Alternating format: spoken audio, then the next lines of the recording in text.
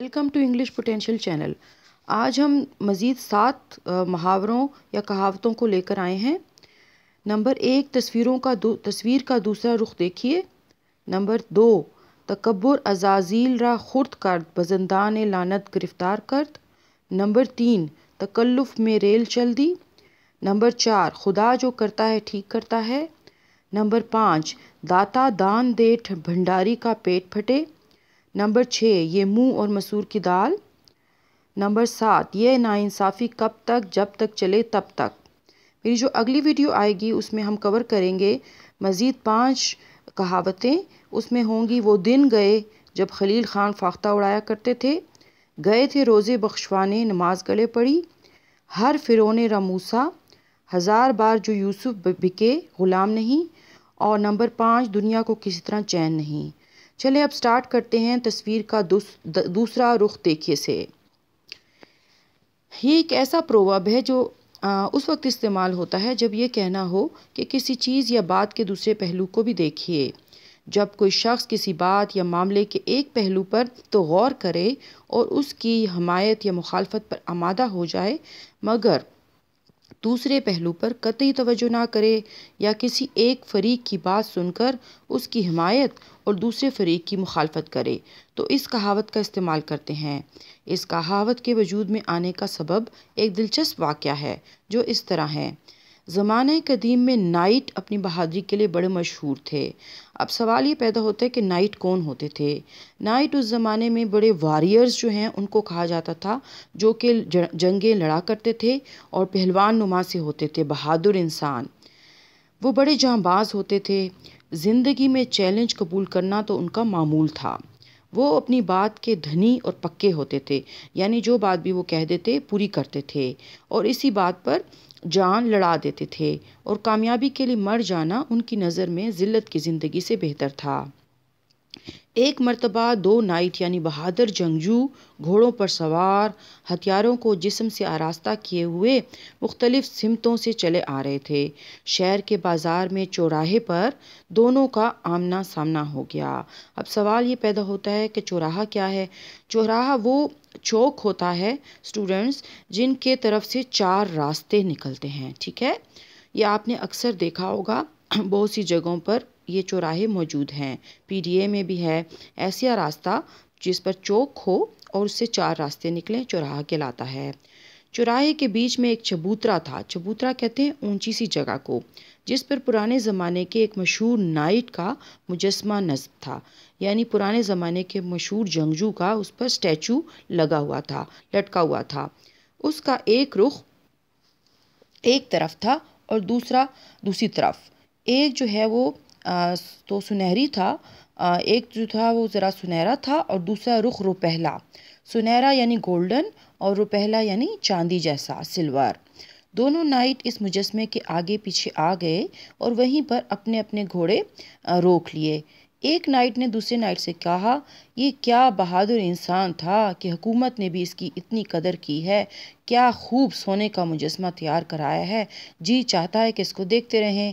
دوسرے نائٹ نے کہا، یار اس کی بہادری میں شک ہے، نہ قدردانی میں، مگر مجسمہ سونے کا نہیں بلکہ اصلی چاندی کا ہے اور نہایت چمکدار ہے۔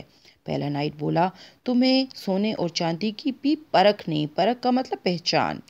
چاندی اور سونے کے رنگ ہی میں فرق ہوتا ہے، یہ مجسمہ سونے کا ہے، ذرا غور سے دیکھو۔ دوسرے نائٹ نے جواب دیا، میں تو غور سے دیکھ رہا ہوں، آپ اپنی آنکھ کا علاج کرائیے، مجسمہ سونے کا نہیں چاندی کا ہے۔ اس پر پہلے نائٹ نے قدر تیز آواز میں کہا، مجھے تعجب ہے، تم اپنی بات کو سنوارنے کے لیے مجسمے کی توہین کر رہے ہو، مجسمہ خالص سونے کا ہے۔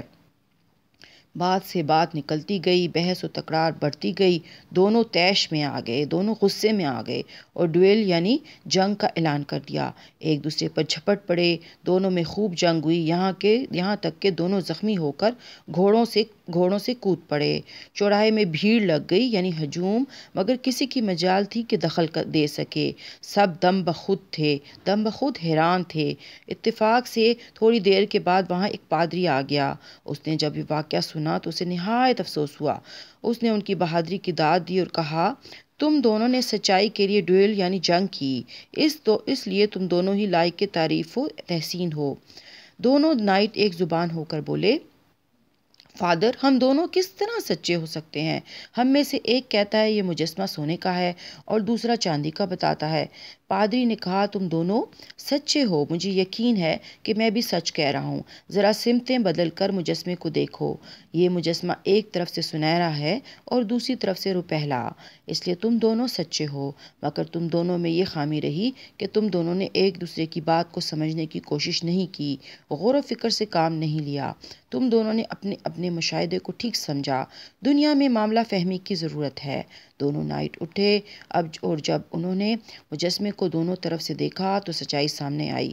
اپنے کیے پر پشیمان ہوئے، دونوں نے ایک دوسرے کو گلے لگایا اور پادری کا شکریہ ادا کر کے اپنے اپنے گھوڑوں پر بیٹھ کر چل دیے۔ دوسری پروورب، تکبر عزازیل را خوار کرد، یعنی تکبر نے عزازیل یعنی ابلیس کو خوار کر دیا، بزندان لعنت گرفتار کرد، اور لعنت کی وجہ سے زندان یعنی کہ اس میں کیا کہتے ہیں، قید خانے میں گرفتار کر دیا۔ غرور نے شیطان کو ذلیل کیا اور لعنت کے قید خانے میں گرفتار کیا، یعنی غرور بڑے سے بڑے آدمی کو ذلیل و خوار کر دیتا ہے۔ یہ شعری ضرب المثل اس وقت کہتے ہیں جب کوئی شخص اپنے غرور اور گھمبٹ کے آگے کسی کو کچھ نہ سمجھے۔ اس شعری مثل کے وجود میں آنے کا سبب آدم و ابلیس کی تلمیح ہے جو اس طرح ہے۔ حکایت، عزازیل یعنی شیطان یا ابلیس اصل میں فرشتہ نہیں بلکہ ایک جن تھا۔ پہلے اس زمین پر جن ہی قابض اور متصرف تھے۔ جب اس قوم نے نافرمانی کی تو حکم الہی سے فرشتوں نے اس کو معدوم کر دیا یعنی ختم کر دیا۔ اسی گروہ میں عزازیل بھی شامل تھا۔ اس نے خدا کی اتنی عبادت کی کہ اس کا مرتبہ فرشتوں سے بھی زیادہ ہو گیا اور معلم الملائکہ یعنی فرشتوں کا استاد لقب ہوا۔ اللہ تعالیٰ نے جب اس کائنات ارضی پر اپنا خلیفہ مقرر کرنا چاہا تو اس نے کھنکھناتی ہوئی مٹی سے سیدنا آدم علیہ السلام کا پتلا تیار کیا۔ اس کے بعد تمام فرشتوں کو حکم ہوا کہ وہ اس مٹی کے پتلے کو سجدہ کریں۔ تمام فرشتے حکم کی تعمیل میں سربسجود ہو گئے۔ عزازیل کا علم و فضل سب سے بڑا ہوا تھا، وہ معلم الملکوت بھی تھا۔ اس کے سر میں اپنے رتبے کا غرور سمایا ہوا تھا۔ اس نے سجدہ کرنے سے صاف انکار کر دیا اور کہا، میری تخلیق آگ سے ہوئی ہے اور اس مٹی کے پتلے کو سجدہ کرنا میری توہین ہے۔ وہ اس قدر مغرور تھا کہ انکار پر اللہ تعالیٰ کو اس کا غرور پسند نہ آیا۔ اس کے گلے میں جو ہے غرور کا توق ڈال دیا گیا اور اس شیطان کو عزازیل کا لقب دے کر جنت سے نکال دیا گیا۔ تکلف میں ریل چل دی۔ حد سے زیادہ تکلف پر نقصان اٹھانا پڑتا ہے۔ جب کوئی شخص بہت زیادہ شائستگی اور انکساری کا ذکر ظاہر کرے اور تکلف کے سبب کوئی چیز نہ خود لے اور دوسرے کو پیش کرے تو یہ مثل کہی جاتی ہے۔ اس کے آنے کا ایک دلچسپ چھوٹا سا واقعہ ہے۔ تکلف کے قائل دو دوست سفر کرنے کے لیے الگ الگ اپنے گھروں سے نکلے۔ اسٹیشن پر ان کی ملاقات ہوئی۔ ایک دوسرے کو دیکھتے ہی اسٹیشن پر آداب بجا لانے کے لیے دونوں ہی تقریباً ایک ہی وقت جھکے اور اپنے ہاتھ پیشانی تک لے گئے۔ خیر و عافیت کے بعد ابھی یہ خلوص و شائستگی کا سلسلہ جاری ہی تھا کہ پلیٹ فارم پر گاڑی یعنی ریل گاڑی آ پہنچی۔ جن کا سفر ختم ہو گیا تھا وہ ٹرین سے اتر رہے تھے اور سفر کرنے والے لوگ ٹرین پر چڑھ رہے تھے۔ ان میں سے ایک دوست نے دوسرے کہا، قبلہ تشریف لے چلیے۔ دوسرے نے کہا، اجی حضرت پہلے آپ۔ اسی طرح دوست نے جواب دیا، حضور کیسی بات کرتے ہیں، پہلے آپ قدم رنجہ فرمائیں۔ دوسرے دوست نے کہا، حضور والا آپ بندہ کم ترین اس لائق کہاں کہ آپ سے آگے قدم بڑھائے۔ غرض کے دونوں اسی طرح پہلے آپ کرتے رہے اور ریل اسٹیشن سے بے تکلف روانہ ہو گئے، اور اسی طرح تکلف کرتے کرتے وہ جو ہے پلیٹ فارم پر مظاہرہ کرتے رہ گئے اور ٹرین جو ہے روانہ ہو گئی۔ خدا جو کرتا ہے ٹھیک ہی کرتا ہے۔ خدا کا ہر کام اچھا ہوتا ہے۔ خدا جو بھی کرتا ہے اچھا ہی کرتا ہے۔ جب کسی پر کوئی مصیبت آتی ہے اسے صبر و تحمل کرنے اور تسلی دینے کے لیے کہتے ہیں۔ اس قول کے تعلق سے ایک کہانی بیان کی جاتی ہے، معمولی فرق کے ساتھ کئی طرح سے مشہور ہے۔ زمانہ قدیم کی بات ہے، کسی ملک کے بادشاہ کو شکار کھیلنے کا بہت شوق تھا۔ اس کے کئی جو ہے ایسے وزیر تھے جن میں سے ایک وزیر بہت عقلمند اور دور اندیش تھا۔ وہ نہایت خدا پرست اور ایمان کا پکا تھا۔ اس سے بڑی بھی مصیبت میں اپنے ہوش و حواس درست رکھتا تھا۔ بادشاہ اس کی بہت عزت کرتا تھا۔ جو بھی وہ کہا کرتا خدا جو کرتا ہے، ہر وقت کہا کرتا تھا خدا جو کرتا ہے ٹھیک ہی کرتا ہے۔ ایک بار بادشاہ اپنے اسی وزیر کے ساتھ شکار کھیلنے کے لیے جنگل گیا۔ وہاں کسی اوزار سے اس کے ہاتھ کا انگوٹھا کٹ گیا اور خون بہنے لگا۔ بادشاہ نے وزیر کو دکھایا۔ وزیر نے اس میں پٹی باندھتے ہوئے کہا، خدا جو کرتا ہے ٹھیک ہی کرتا ہے، اس میں آپ کی بھلائی ہوگی۔ بادشاہ تو انگوٹھے کے کٹ جانے سے نہایت ہی غمزدہ تھا۔ اسے وزیر پر غصہ آ گیا۔ اس نے وزیر کو اپنے آنکھوں سے دور ہو جانے کو کہا۔ وزیر یہ کہتا ہوا وہاں سے چلا گیا، خدا جو کرتا ہے ٹھیک ہی کرتا ہے، اسی میں بھلائی ہوگی۔ دوسری روایت کہ بادشاہ کہ دانے ہاتھ کے انگوٹھے پر ایک پھوڑا نکل آیا۔ تمام علاج کرنے پر بھی وہ ٹھیک نہ ہوا۔ آخر کار انگوٹھے کو کاٹنا پڑا۔ بادشاہ کو انگوٹھا کٹ جانے کا بہت افسوس ہوا۔ وزیروں کو دربار میں بلا کر جب بادشاہ نے اپنے غم کا اظہار کیا تو ہر وزیر نے بھی افسوس کا اظہار کیا، لیکن اس وزیر نے کہا، علم پناہ خدا جو کرتا ہے ٹھیک ہی کرتا ہے، اس میں آپ کی بہتری ہوگی۔ وزیر کی یہ بات بادشاہ کے دل میں چبھ گئی۔ اس نے طیش میں آ کر وزیر کو قید خانے میں ڈلوا دیا اور کہا، میں تو تمہیں بہت قابل اور عقلمند سمجھتا تھا، تمہاری عزت بھی کرتا تھا، مگر آج میرا نظریہ بدل گیا ہے۔ کسی کا کوئی عضو کٹ جانے پہ بھلا کیا بہتری ہو سکتی ہے؟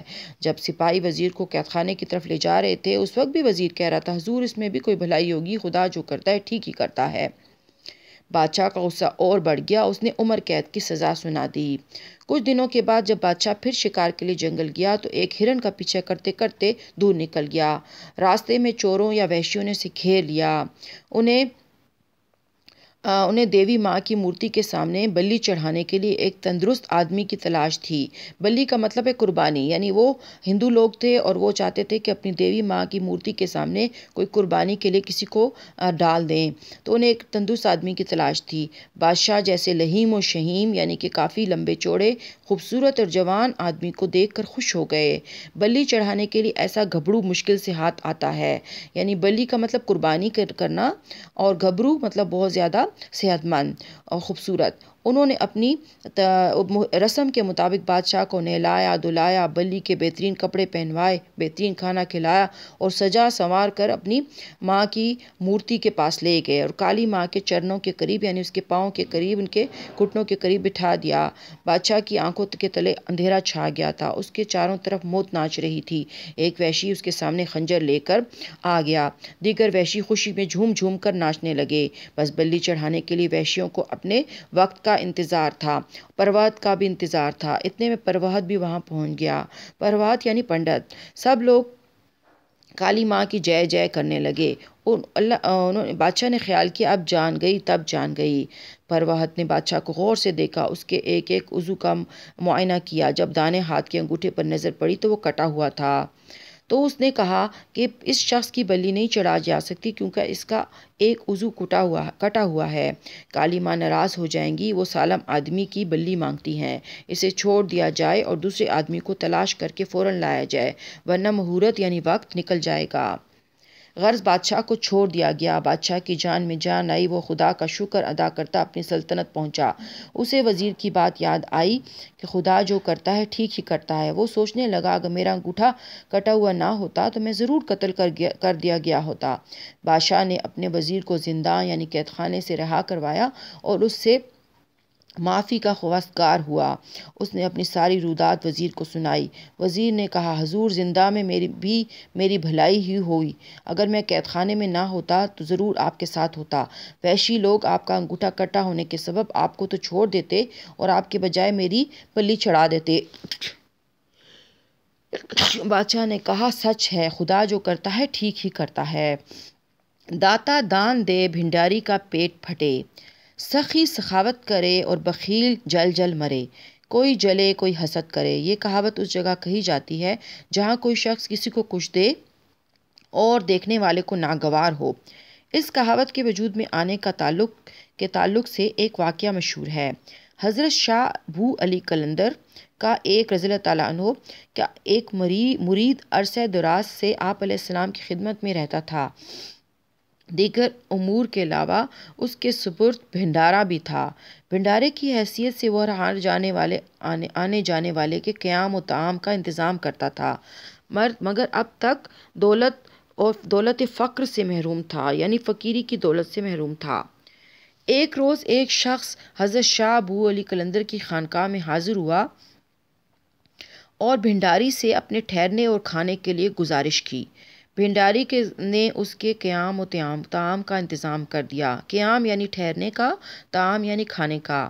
دوسرے دن صبح ہوتے ہی جب وہ شخص وہاں سے جانے لگا تو بھنڈاری کی فراست سے سمجھ گیا کہ اس شخص کو ایک ہی رات میں حضرت شاہ ابو علی قلندر نے دولت فقر یعنی فقیری کی دولت سے نواز دیا ہے، یعنی کہ صوفیزم سے۔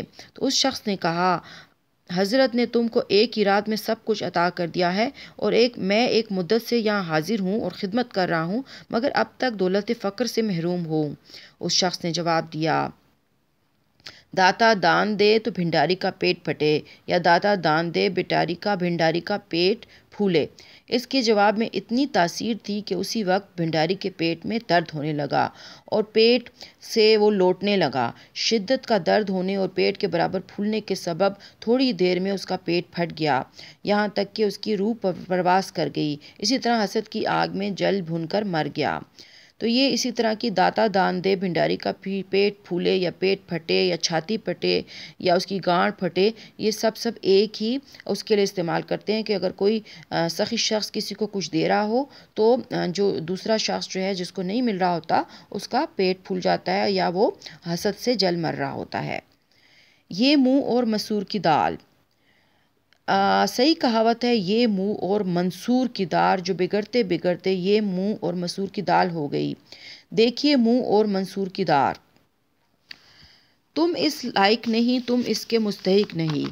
اس منہ سے کہتے ہو کہ ہم یوں کریں گے، یہ منہ اس کام کا اور منصب کے قابل نہیں۔ منصور کی دار ہر شخص کو نصیب کہاں۔ اس علمی کہاوت کے وجود میں آنے کا سبب وہ مشہور نعرہ ہے جو ایک عارف باللہ حضرت منصور نے عالم بے خودی اور مستی و وجد میں لگایا تھا۔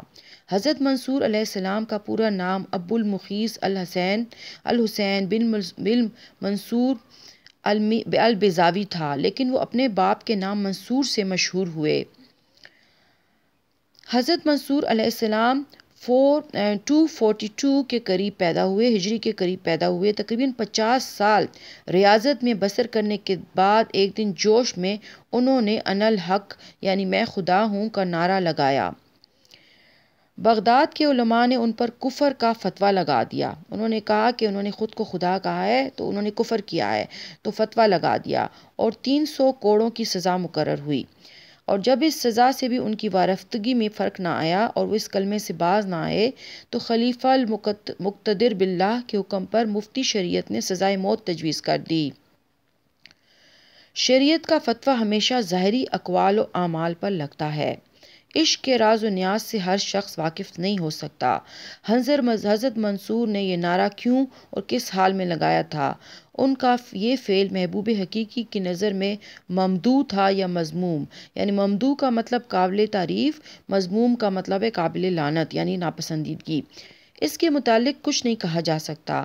دنیا اہل عشق کی بے باکی اور جرأت پر سزا دیتی چلی آئی ہے اور یہ اس کا پرانا دستور ہے۔ کہتے ہیں کہ حضرت منصور کے پہلے پاؤں کاٹے گئے، پھر آنکھیں نکالی گئیں، پھر زبان کاٹی گئی، اس کے بعد دار پر یعنی پھانسی گھاٹ پر چڑھا کر سنگ باری بھی کی گئی، سنگ باری یعنی پتھر برسائے گئے، اور آخر میں ان کے سر کو کاٹ کر جلا دیا گیا۔ ان کی خاک دجلہ میں بہائی گئی۔ مشہور ہے کہ ہر سزا کے بعد ان کی رگ و پے سے انا الحق کی صدا بلند ہوتی تھی۔ ان کی خاک کا ہر خون آلودہ ذرہ اور ہر خون کے ہر قطرے سے حق حق کی آواز آتی تھی۔ ہر شخص کو حضرت منصور علیہ السلام جیسا عشق اور مرتبہ کہاں نصیب۔ یہ منہ اور منصور کی دار، خدا جس کے نصیب میں لکھ دے وہی اس مرتبے تک پہنچے۔ یہ ناانصافی کب تک؟ جب تک چلے تب تک۔ ناانصافی بہت دنوں تک نہیں چلتی۔ ظالم کا خاتمہ بہت جلد ہوتا ہے۔ اس کہاوت کے وجود میں آنے کے سبب ایک لوک کہانی ہے جو اس طرح بیان کی جاتی ہے۔ کسی گاؤں میں 4 غریب اور احمق بھائی رہتے تھے۔ وہ روزی روٹی سے پریشان تھے۔ ایک روز انہوں نے طے کیا کہ بھیک مانگ کر گزر بسر کی جائے۔ ایک ایک کر کے وہ لوگ بھیک مانگنے کے لیے نکل پڑے۔ پہلا بھکاری ایک راجے کے دربار میں پہنچا۔ وہ کچھ جانتا تو تھا نہیں، اس لیے اس نے جاپ جپو کی رٹ لگانا شروع کر دی۔ کچھ دنوں کے بعد دوسرا بھائی بھی وہاں پہنچ گیا اور وہی جاپ یعنی وہی بار بار الفاظ منتر بولنا شروع کیا۔ راجہ دونوں کو صبح شام کھانا کھلاتا اور تعظیم و توقیر سے پیش آتا۔ کچھ عرصے کے بعد تیسرا بھائی بھی گھومتا پھرتا ہوا جب وہاں پہنچا تو اس نے دیکھا کہ اس کے دونوں بھائی جاپ جپو کی رٹ لگا کر راجہ کو بے وقوف بنا کر اپنا پیٹ بھر رہے ہیں۔ وہ وہی آنکھیں بند کر کے بیٹھ گیا اور جلدی جلدی کہنے لگا، یہ اتنی کب تک چلے گی۔ اسے تو اپنے دونوں بھائیوں کی بے وقوفی کے کھل جانے کا خوف تھا۔ اتفاق سے چوتھا بھائی بھی کچھ دیر بعد وہاں پہنچ گیا۔ تو تیسرے بھائی نے جو ہی رٹنا شروع کیا، یہ اتنی کب تک چلے گی، تو چوتھے بھائی نے جاپ کے انداز میں کہا، جب تک چلے تب تک، یعنی جب تک راجہ کو ہماری بے وقوفی، عیاری اور ناانصافی کا پتہ نہ چل جائے۔ اسی وقت سے یہ مثل مشہور ہو گئی، یہ ناانصافی کب تک، جب تک چلے تب تک۔ ویورز، آپ کو بہت خوشی ہوئی ہوگی ان محاوروں کے، ان کہاوتوں کی بیک گراؤنڈ جان کر۔ انگلش پوٹینشیل چینل کو دیکھتے رہیے، یہ آپ کا اپنا ہی چینل ہے۔ یہ ہمیں بہت سی چیزیں سکھانے میں مددگار ہے۔ آپ بھی سیکھ رہے ہیں اور ہم بھی سیکھ رہے ہیں۔ سی یو نیکسٹ ٹائم۔ سبسکرائب کریں، لائک کریں، کمنٹ کریں تاکہ مجھے پتہ چلے آپ کو کہاں پہ مزید اور چیزیں سیکھنے کی ضرورت ہے۔ سی یو نیکسٹ ٹائم۔ اللہ حافظ۔